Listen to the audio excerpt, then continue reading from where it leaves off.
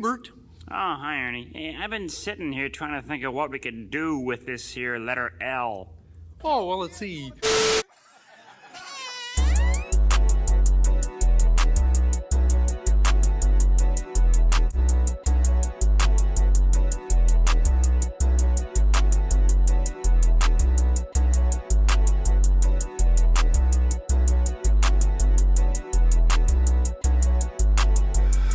Welcome back, everybody. I am Brett, and this is Brass City Kicks. Today, as I had mentioned to you guys, we have a story to tell, and it's in story time. This is one that almost ended my career as a sneakerhead. So, guys, don't go anywhere. You don't want to miss this one. We'll be right back.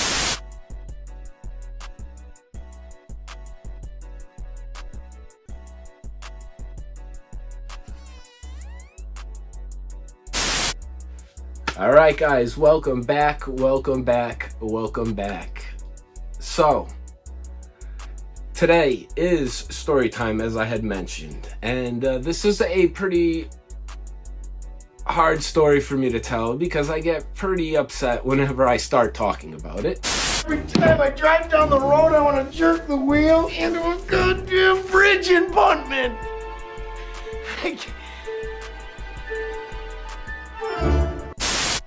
But a number of you have been asking for me to go into this story and share it with you all. So here's the story about how almost my entire sneaker collection was stolen. Shortly out of high school, I became a dead stock collector. A dead stock collector takes their sneakers after they purchase it, put it away in a closet or in another safe, dry location, and they will let it appreciate in value to sell at an undetermined amount of time somewhere down the road. Even though these sneakers were something that I would drool over, they were an investment, and so that's what they had to stay. Along the way, I picked up a job at Champ Sports, which helped add to the collection, ranging of everything from the cool grays, the Space Jam 11s, the countdown packs, and pretty much all of the defining moments packs. You know, I had all the good ones. And like I said, as much as I always wanted to wear them, you know, I just kept saying, listen, it's a business decision, put them aside, it'll be worth it down the road.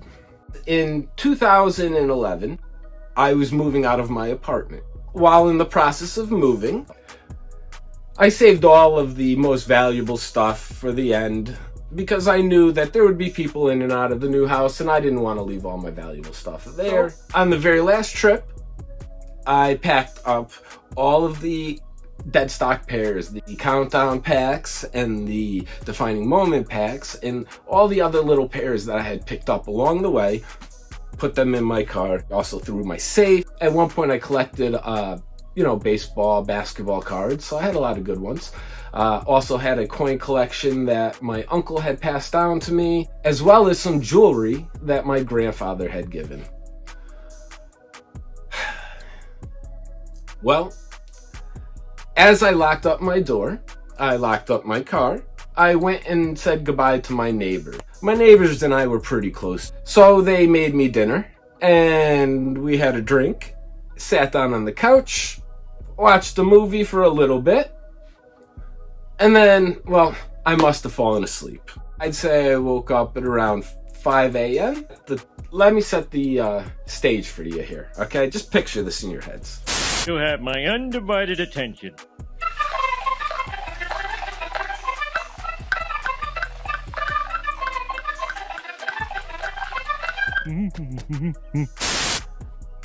You wake up on the couch, already thinking, shit, where am I? I'm obviously not home. And then you realize, oh my God, I must have fallen asleep. My wife is gonna kill me. Are you trying to get a rise out of me? Are you happy now? Is this what you want? Oh, no, it's not what I want. It's not what what I want. I'm sorry. I'm sorry. Gather up all my belongings, get my keys, and I head for the front door. Now I have automatic locks. And when I hit unlock, you know, the cart chirps. I didn't hear a chirp. I walk outside and I look around and my car is nowhere to be seen. Dude, where's my car? Where's your car, dude? Now, like I said, half asleep, went back inside the house. I don't know what I was expecting, but I went back outside again after that. Dude, where's my car? Where's your car, dude? Dude, where's my car? Where's your car, dude? Because my brain was not comprehending that my car was no longer sitting where I left it. No, God! No, God, please, no! No! No! No! Well, like a madman, I start screaming up to my neighbor. So they come downstairs and, well, they suggest I call the police department. You know, best case scenario, my car was towed. It could be. Who knew? I had never prayed for my vehicle to have been impounded by the law, but I prayed pretty damn hard while I was waiting on hold to speak with the dispatcher. So after I spoke to the dispatcher, they informed me that no, they did not tow my car, and asked if I would like to have an officer over to report the theft. You gotta be fucking kidding me. Okay. Now, at this point, I'm really starting to freak out. I mean, And it's just not right because I deserve love like anybody else. I don't need to rummage through the dumpster for a Playboy. God, give me a job, sir.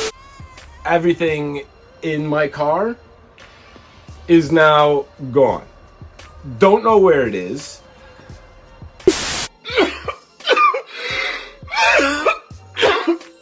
So I run out of the neighbor's house and ran back to my apartment, ran around the backyard, not exactly sure what I was looking for, but you know, at this point the insanity is starting to seep out of the brain. Well, I decided that I was going to take off to go down the street on foot. Now, keep in mind, it is still 5:30-ish in the morning, and I'm motherfucking the world. And as I got halfway down the street, I felt something a little funny on my right foot. Saw something skidding across the ground. And then I realized that the outsole of my 2001 Concord Jordan 11s took off looking for my car also. I can't quite explain to you that moment in time.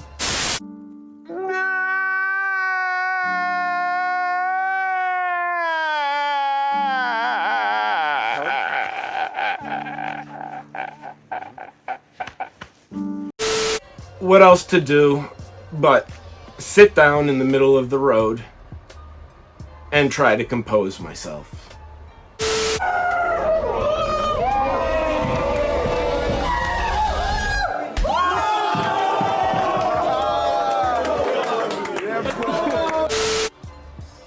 Yeah, I went back to my neighbor's house. So at this point, I'm truly freaking out.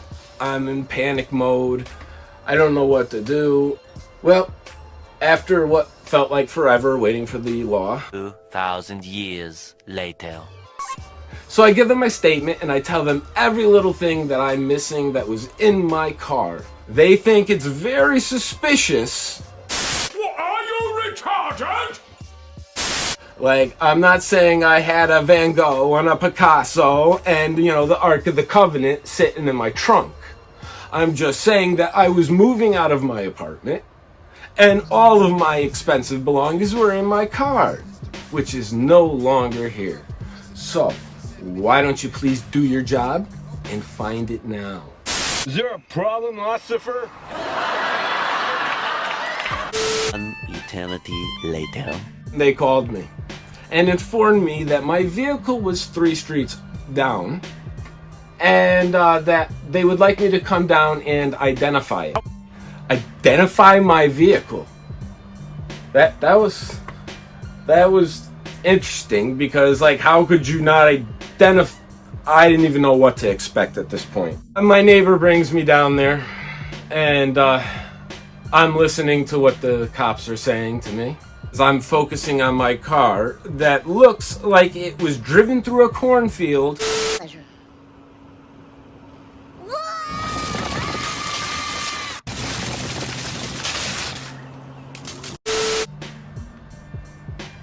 And then smashed into a tree. Now, I don't have a cornfield anywhere within about 20 miles from me. Where did they bring this car? I couldn't even think. These guys left nothing behind. Obviously, nothing is left. Yeah, at that point, I hit pretty bottom. But that wasn't it. But wait! There's more! Hang on to your seat, baby! Cause this one's a screamer! Let's pour some salt in the wound, okay, guys? He just accused me of not only totaling my own vehicle, but stealing my own shit.